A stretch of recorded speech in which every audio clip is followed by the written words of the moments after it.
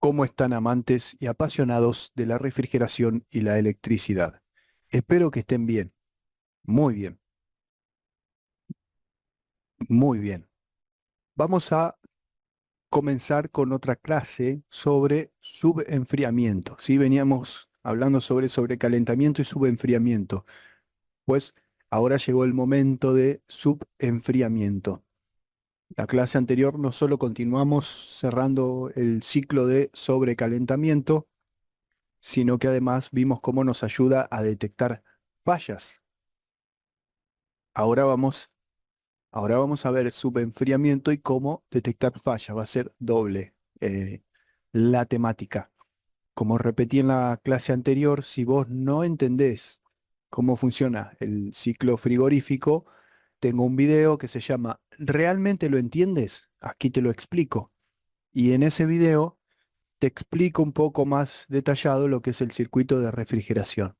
Igualmente, en el curso de refrigeración comercial estoy explicando más a fondo, a profundidad, detenidamente, parte por parte, y después vamos a empezar a abarcar o a encarar la parte práctica. ¿Sí? Va a haber mucha práctica. Bien, esto es un entrenamiento de la marca Train. Uno dirá, bueno, ¿para qué voy a ver tu video si me das el material y lo leo? Es cierto, podés hacerlo. De hecho, yo les ofrecí pasarles el material por Instagram o me dejan su correo electrónico o me contactan a mi Instagram que figura en la descripción de todos mis videos y se los paso. La diferencia es que acá el valor agregado es la docencia, ¿no? Modestia aparte, los años de experiencia, no solo como técnico, sino como profesor que tengo y además el estudio sobre la docencia. Entonces yo trato de agregar eso, ¿no? Saber enseñar no es saber mucho o poco, es lo que sabes, lo que vos sabés hacer que el otro lo entienda, ¿sí? No es transmitir conocimientos nada más. Es lo complicado hacerlo sencillo y lo sencillo no complicarlo, dicho de otra forma. ¿Qué es el subenfriamiento? Se define como la diferencia de temperatura del refrigerante al momento que se condensa, es decir, cuando alcanza el 100% de líquido saturado y la temperatura que alcanza el líquido refrigerante cuando sale del condensador. Es un líquido a una temperatura inferior a su temperatura de saturación a una presión dada. Y el subenfriamiento es lo contrario al sobrecalentamiento, ¿sí? Si vamos acá al circuito de refrigeración, circuito, ¿sí? Sobrecalentamiento, por ejemplo, en el circuito de refrigeración el sobrecalentamiento se daba por la diferencia de líquido que ingresaba, iba absorbiendo calor, escuchen bien, iba absorbiendo o tomando el calor del aire que ingresaba, que a su vez lo toma de las personas, los alimentos, depende de la aplicación, medicamentos, en fin. Entonces, ahí cambiaba de estado. Absorbía calor latente de vaporización o calor latente de evaporación, calor latente. Iba absorbiendo aquí para cambiar de estado, pasar de líquido a gaseoso. Como el agua cuando la pones a hervir, la pones en la hornalla a hervir, le empezás a entregar calor al agua y está líquida. ¿Qué pasa cuando te la olvidas en la hornalla? Empieza a hervir y se empieza a formar vapor, cambia de estado, porque absorbe el calor de la hornalla, parte de ese calor, y cambia de estado. Absorbe calor sensible y luego pasa a absorber calor latente, calor de evaporación. Esto es sobrecalentamiento. El subenfriamiento, que es lo que vamos a ver acá, es lo contrario. Es el proceso contrario. Se da cuando un refrigerante ingresa en estado gaseoso y se condensa en la condensadora. Yo a mis estudiantes de refrigeración siempre les digo, ¿por qué se llama evaporadora? ¿Qué hace? Evapora. ¿Por qué se llama condensadora? ¿Qué hace? Condensa. ¿Por qué se llama compresor o motocompresor en realidad algunos? Porque comprime el refrigerante. ¿Por qué se llama filtro? Porque filtra el refrigerante. ¿Por qué se llama elemento de expansión? Sea válvula de expansión termostática, tubo capilar, elemento de orificio calibrado o restrictor a pistón, cual sea el dispositivo de expansión o de elemento de expansión, expande. Entonces, ahí los nombres no están puestos por capricho. Se define como la diferencia de temperatura del refrigerante al momento que se condensa, es decir, cuando alcanza el 100% de líquido saturado y la temperatura que alcanza el líquido refrigerante cuando sale del condensador. Es un líquido a una temperatura inferior a su temperatura de saturación a una presión dada. O sea que la diferencia entre el momento que se condensa, se vuelve líquido, y la temperatura que sale del condensador. Lo vuelvo a repetir de acá. Es la diferencia de temperatura del refrigerante al momento en que se condensa o alcanza el 100% líquido saturado, y la temperatura que alcanza el líquido cuando sale del condensador. O sea que es por debajo de la temperatura de saturación a esa misma presión dada. Si es R22, habíamos dicho que acá puede estar entre 300 y 350 psi. 320 más o menos, ¿sí? ¿Qué es el subenfriamiento? Determinar el valor del subenfriamiento expresado en grados de temperatura puede en ocasiones constituir una eficaz ayuda en el proceso de diagnóstico. Así es, o asimismo, es una práctica recomendable de realizar luego de una intervención en el sistema por parte del técnico, complementaria de la evaluación final de eficiencia. Así como muchos técnicos no realizan la medición de sobrecalentamiento, tampoco hacen la de subenfriamiento. Cuando el refrigerante en el condensador se condensa, es decir, cuando alcanza el 100% de líquido saturado, y la temperatura que alcanza el líquido refrigerante cuando sale del condensador. Su enfriamiento mínimo es de 10 grados Fahrenheit. Bueno, y acá está graficado, ¿no? Lo que decíamos, el aire ingresa, estos son estilo vertical, tienen el forzador por encima, y, bueno, aspa del ventilador o forzador, el aire exterior ingresa, el refrigerante va a ingresar y va a estar a mayor temperatura que el aire exterior, y por ende va a ceder calor al ambiente, como habíamos visto en la clase anterior, ¿no? Cuando vos pasas frente a una unidad condensadora, o sea, una unidad exterior que está funcionando en modo frío solo el aire, el equipo split, en ese momento la condensadora va a ser en la unidad exterior, o funcionan como condensador. Entonces sentís que te tira el aire caliente. ¿Por qué? Porque se está desprendiendo del calor, de la energía en forma de calor.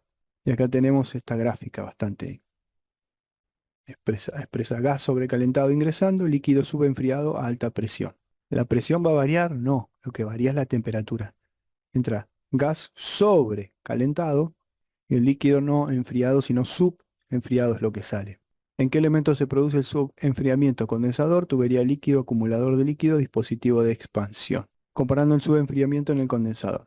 15 a 20 Fahrenheit, 8 a 12 grados centígrados, subenfriamiento apropiado. Entre 15 y 20 grados Fahrenheit o 8 a 12 grados centígrados hay un buen subenfriamiento. Es cero, inapropiado. ¿Cómo se mide el subenfriamiento? Temperatura de línea de líquido más temperatura de saturación, temperatura de ebullición. Es similar a lo que hicimos con el sobrecalentamiento. ¿Sí? Temperatura real del refrigerante. La temperatura real del refrigerante en la línea de líquido cuando éste abandona el condensador al llegar a la válvula de expansión. Lo puedo tomar cuando está antes de ingresar a la válvula o elemento de expansión. Entonces acá está tomando la temperatura ahí 80 grados. La temperatura de saturación es la expresada en la tabla de presión y temperatura correspondiente a las presiones de la línea de líquido leída en el manómetro en el momento de la comprobación. Bueno, ven ahí, 341,9 psi, está trabajando con 410. Si vamos a la tabla de 410, ¿sí? Ahí, la tabla de 410, son 105 grados o más, no, 125 me lo toma. Presión, temperatura, bueno, ven ahí, presión 341,9, 105 grados Fahrenheit, 40,6 grados centígrados me marca ahí, ¿no? Sin el subenfriamiento entraría un porcentaje mayor de vapor, reduciendo la eficiencia de enfriamiento, medida utilizada para ayudar a diagnosticar incremento de la eficiencia de vapor. Fíjense que el sobrecalentamiento lo usamos, entre otras cosas, para medir la eficiencia del equipo y asegurarnos de que no retorne líquido al motocompresor. Pero en este caso el sobrecalentamiento, ¿no? Hablando del sobrecalentamiento. Pero en este caso el subenfriamiento nos ayuda para controlar la eficiencia del equipo, pero también asegurarnos de que no ingrese vapor o el refrigerante en estado gaseoso a la válvula de expansión. Bueno, ahí tenemos lo mismo. Está midiendo la temperatura ahí. Saca con el manómetro, o bueno, si tenemos un manómetro que no tiene las escalas, recuerden que el manómetro nos aporta o nos arroja información. Ahí igualmente nos va a dar la temperatura. 40,6 centígrados, 105 Fahrenheit. Acá tengo 338 PSI, 104 grados Fahrenheit. En la línea de líquido estoy midiendo 93,6 Fahrenheit. El resultado son 11 grados. Presión de descarga, bueno, eso es la presión de descarga. Lo que puede cambiar balance sube-enfriamiento. Restricción en el condensador, sobrecarga de refrigerante, falta de carga de refrigerante, el flujo de aire en el condensador inadecuado sería. Limpieza del serpentín. Todo esto me ayuda a detectar estos factores, un subenfriamiento inadecuado. Carga de refrigerante. Carga baja causará subenfriamiento. Sobrecarga causará alto subenfriamiento. Vamos a ver los factores que afectan al subenfriamiento. Carga de refrigerante.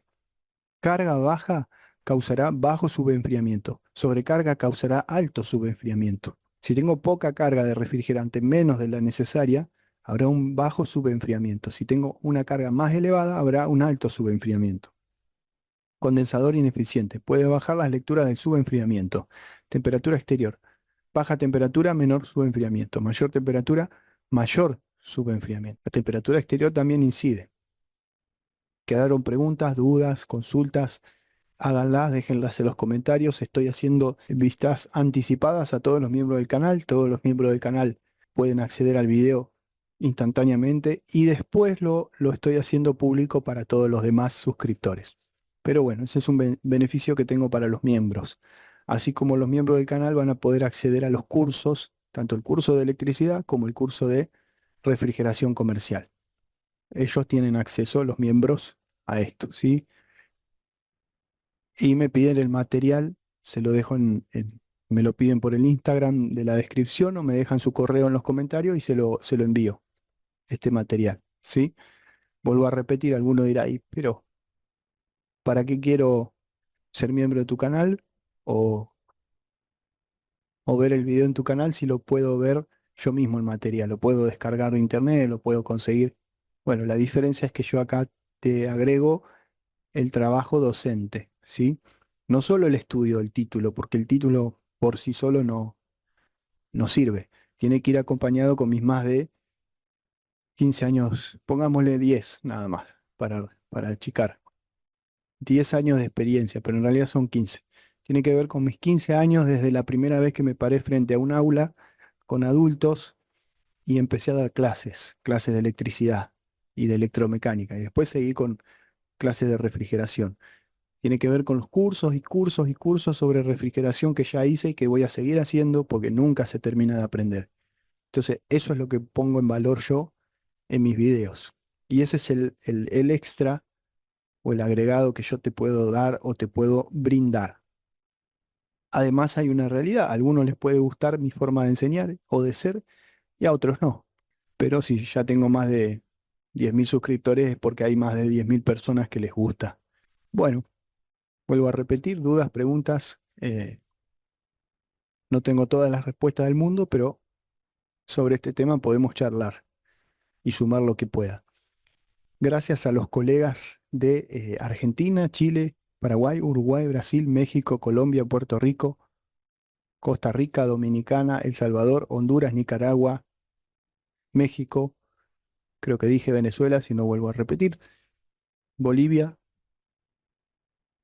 España, Estados Unidos, algunos de Rumania, había ahí que vi en YouTube que veía mis videos, de Colombia, bueno, de todos lados. Si no mencioné tu país, te pido disculpas. Sí, no es porque piense que haya algunos seres humanos que sean más importantes que otros, es porque me olvidé, nada más. Gracias totales.